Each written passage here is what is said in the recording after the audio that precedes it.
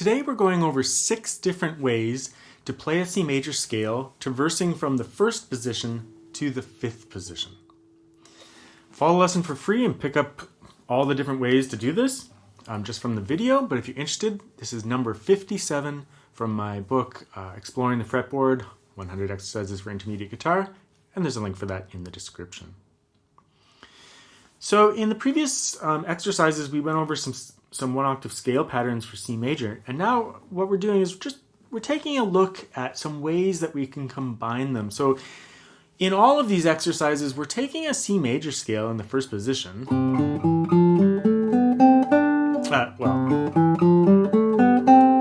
to a C, and then we're extending it up an octave. So we're combining that scale with this one.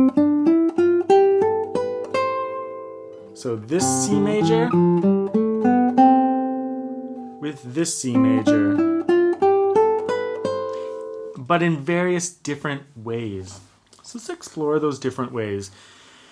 There's lots of other ways to do this as well, but I'm just going to cover 6 different ways to give you some ideas about how we traverse the fretboard and make connections between scales in order to create 2-octave scales.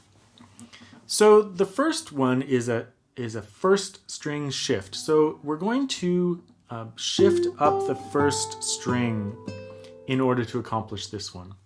When you're playing these exercises, make sure you say the note names out loud. You can learn it just by rote, by watching the video or using the sheet music, but when you actually go to do it, just say the note names out loud so that you are actually understanding what you're doing. You're not just learning fingerings, right? In the video, I'm going to just kind of talk about what I'm doing, but when you're practicing it, say the note names out loud, like C, D, E, say them out loud. It's an essential step of learning the fretboard. Okay, so the 1st string shift, we're going to play up through the C major scale.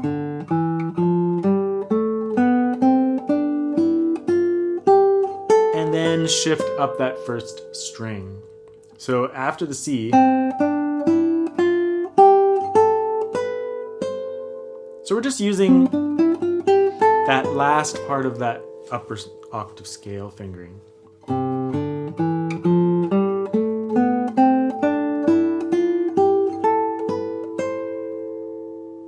Then we're going to try the same thing, but we're going to shift up the 2nd string.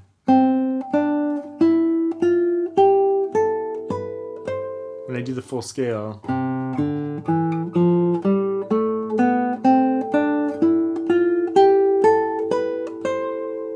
So that time, we're just shifting up C, D, E, F, G, A, B, C.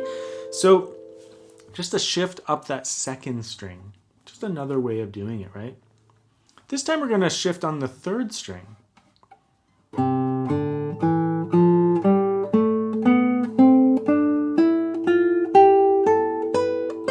So that time we use that full scale pattern up here, C, D,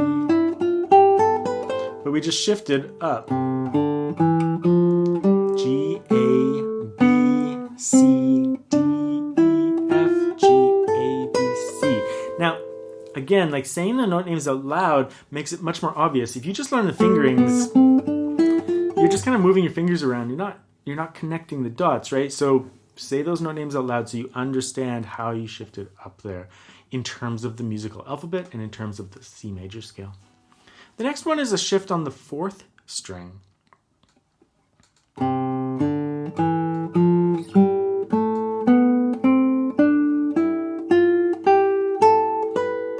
So we've extended into a different scale that we practice.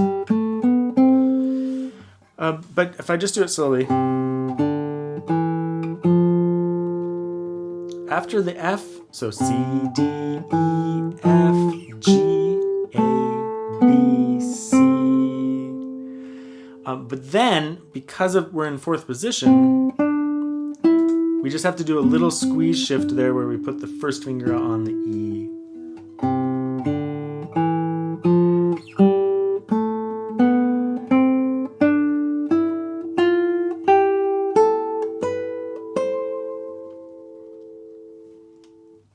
Now the next one we're doing is an open string shift, and this is a fingering that is not as common for scales, but it's so important because it's used in our repertoire all the time. We often use open strings to shift from a lower position to an upper position in repertoire because it allows us to be legato. So in this case, we're going to shift on the open E string to the F on the second string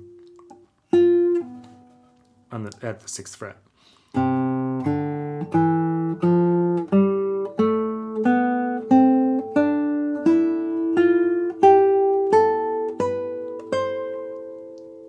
If I go from here, C, D, open E, F, G, A, B, C. So it's when you say those note names aloud, it makes more sense of the traversing of the fretboard, right?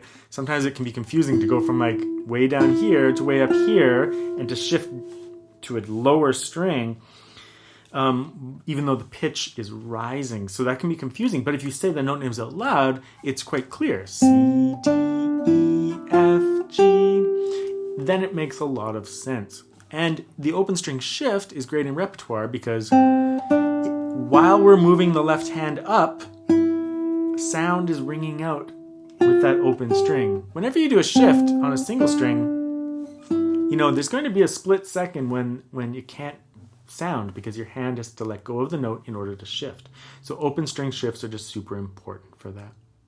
Let's do one more. So this one is the shift on the second string. So in this case, we're going to shift from the open B to the C on the 3rd string.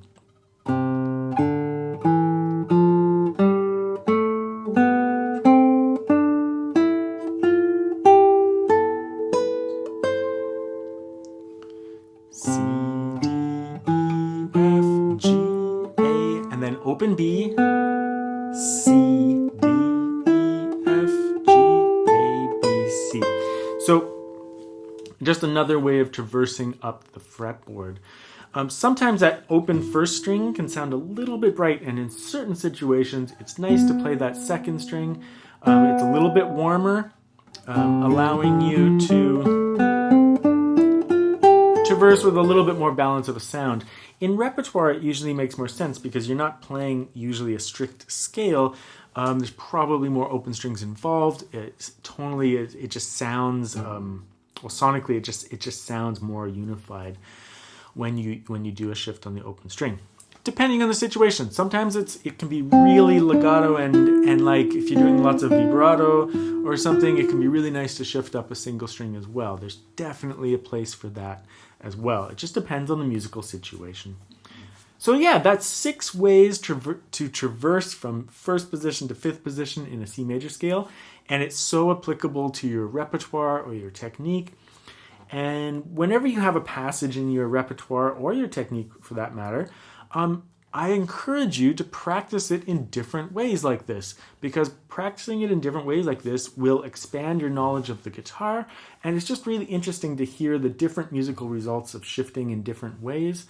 And if you always do this with your repertoire and your exercises, you will know the guitar so well, and you will also know your musical choices so well because you've explored them regularly. So that's the kind of the point of exercise number 57.